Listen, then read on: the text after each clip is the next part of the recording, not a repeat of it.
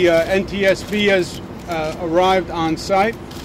I want to thank them very much for their speedy and expeditious response. They're here with a full team and they're going to be commencing an investigation.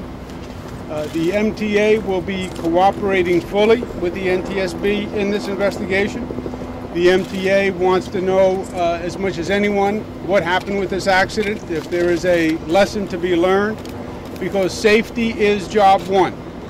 We want to see the trains perform and perform on time, but safety is job one.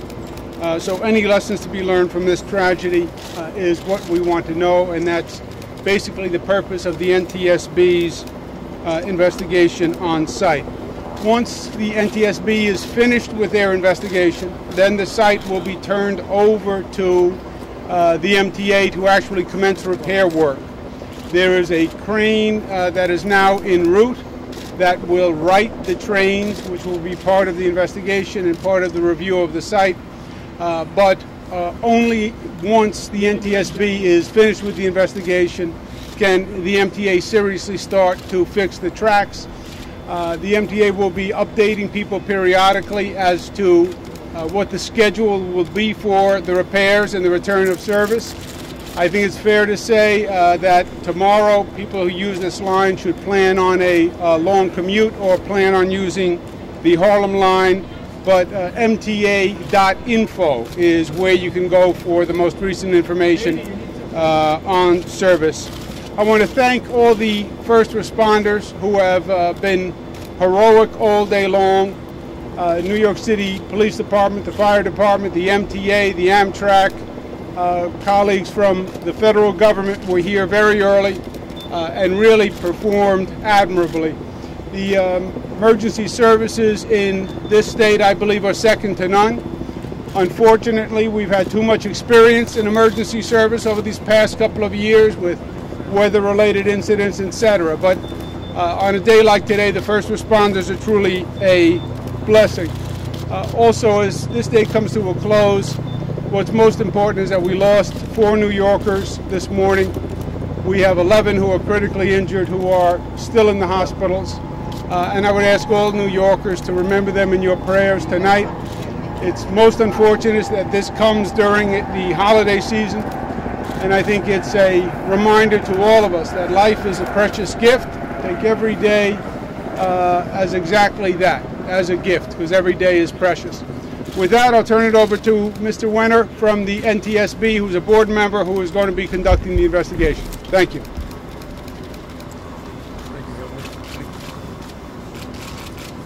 As the Governor said, my name is Earl Weiner. I'm a member of the National Transportation Safety Board.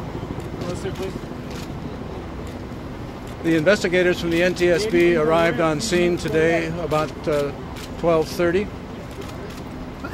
The NTSB is an independent federal agency charged by Congress with investigating all aviation-related accidents and significant accidents in rail, marine, highway, and pipeline. We also issue safety recommendations to avoid having the same accidents again. Before I go any further, on behalf of the NTSB, I'd like to extend our condolences to the family and friends of the victims of this tragic accident. Here's the factual information that we have at this point in time. At approximately 7:20 this morning, a Metrolink Metro North Railroad train was derailed. The train was en route from Poughkeepsie to Grand Central Station. The entire train, 7 cars and a locomotive were all derailed. Preliminary reports that we've received from the emergency services indicate that there were several fatalities and numerous injuries. Accurate information in that regard can be obtained from the New York City Office of Chief Medical Examiner. The investigator in charge is Mr. Mike Flanagan. Mr. Flanagan has had 35 years of experience in the rail investigation business. He'll be leading a multidisciplinary team. That team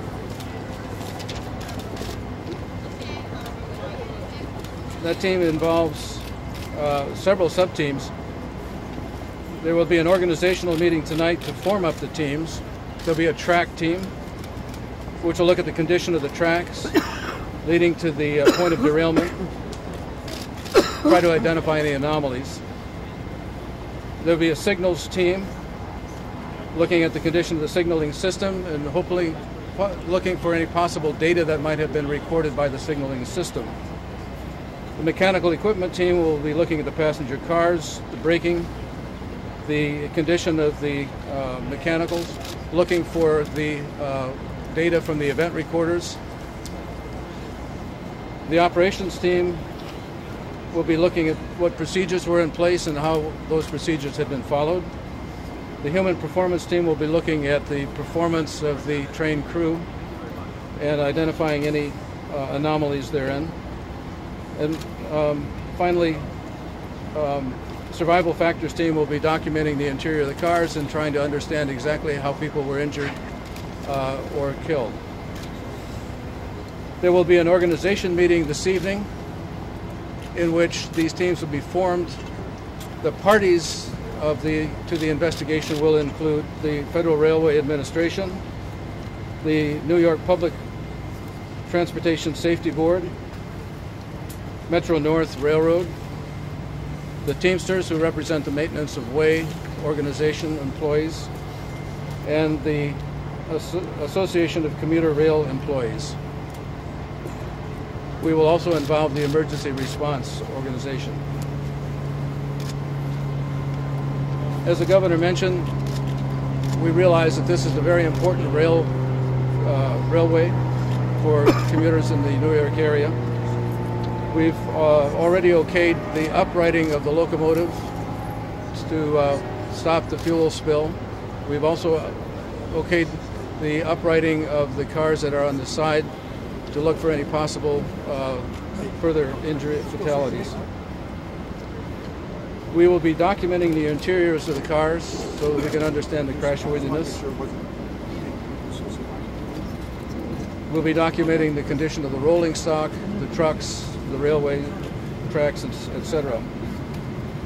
Following this documenting of the perishable evidence, we will then turn the rail over to Metro North, who will then re-rail and get the line back in operation.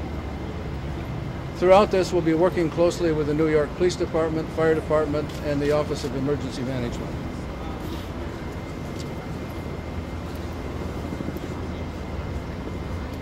In addition to our investigators, we have specialists from the Office of Transportation Disaster Assistance who will be working with the Metro North Railroad and the New York City Office of Emergency Management.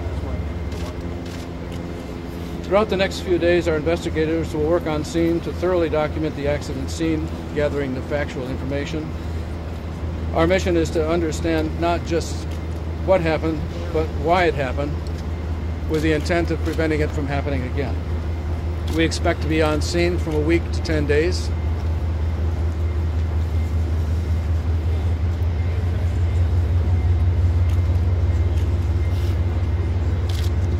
Obviously, since we're just beginning the investigation, we don't have a great deal of other information to report. However, we will keep you informed with regular press briefings. For the latest information, we encourage you to follow us on Twitter at ntsb.gov, on our website. One final comment, I'd like to take a moment to thank the first responders for their efforts in this accident. I'd be happy to take a few questions. Can we ask you about concern about maintenance and repair on this line? Because I know the governor has had some concern. The same question to you and both the governor, if you could. What has been your concern about that with the NTSB and MTA, if they comply with what you wanted? So the question is, are we really going to be looking at the maintenance?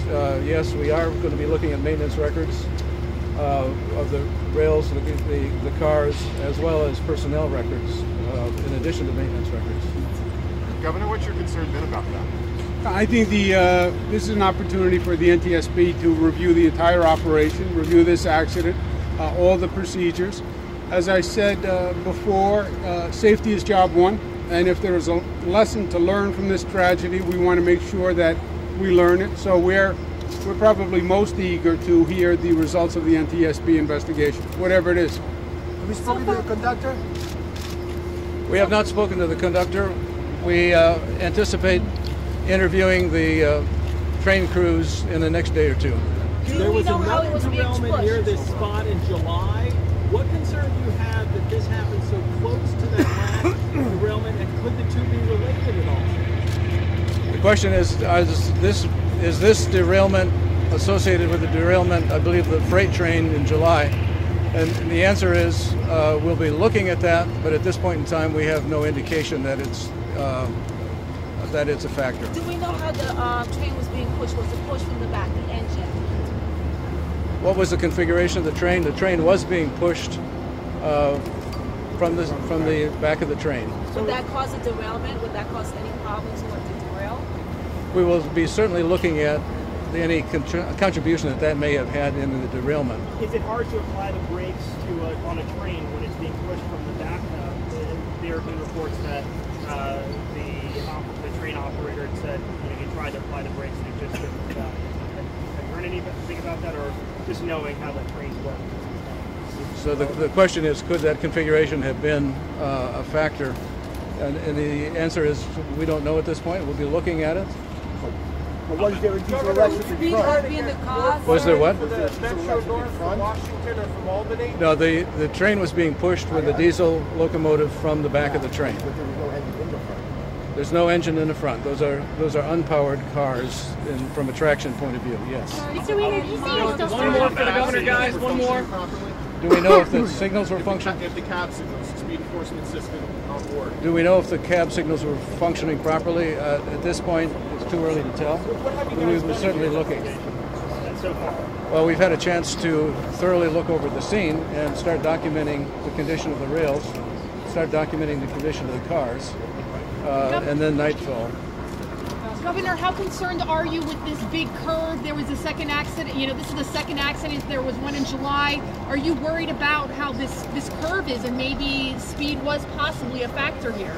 Well, that is the question. The curve has been here for many, many years, right? And trains take the curve every day of 365 days a year. So it's not the fact that there's a curve here. There's a curve here. The Hudson River hits the Harlem River, goes down into the East River. So we've always had this configuration. We didn't have accidents, right? So there has to be another factor, and that's what we want to learn from the NTSB. If there's a change that the MTA can make, great. That's what it's all about. But first we have to get the results of the investigation before we know what we're trying to fix, if anything. But it can't just be the curve. That in and of itself is not the answer. Yes, there was a situation a few months back with a freight train, but that is in the same general area, but not the same specific area. So we have no reason to believe those two things are related either. But I do want to thank the NTSB for their speedy response. And as I said, the MTA will fully cooperate. I've spoken to them about that. Anything the NTSB needs, they'll get from the MTA. And when they're finished with their investigation, we'll proceed accordingly. Is there a chance there could still be people trapped under the cars?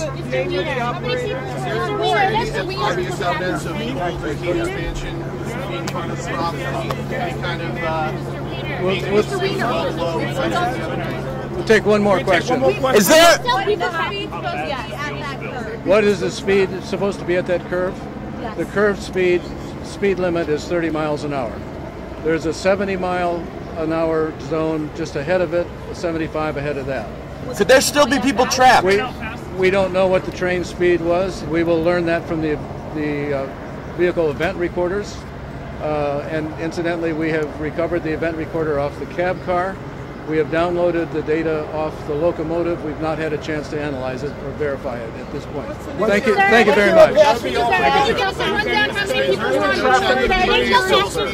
board today?